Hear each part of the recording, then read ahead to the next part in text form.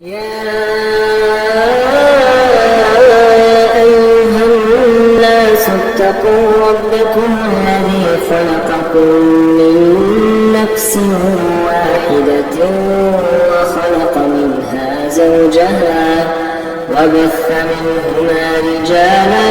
كثيرا ونساء واتقوا الله الذي تساءلون به والأرحام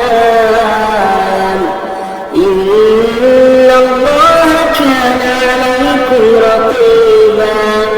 وآتوا اليتامى أموالهم ولا تتبدلوا الخبيث بالطيب ولا تأكلوا أموالهم إلى أموالكم إنه كان حوبا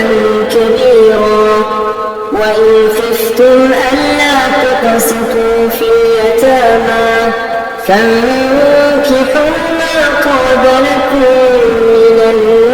النساء مثنى وثلاث ورباع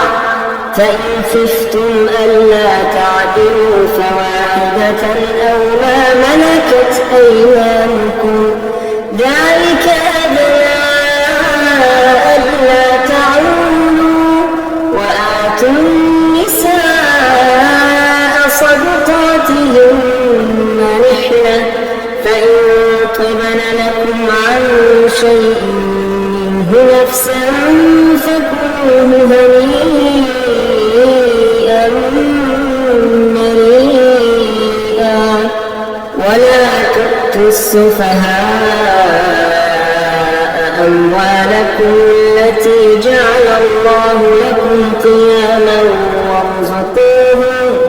وارزقوهم فيها واكسوهم وقولوا لهم قولا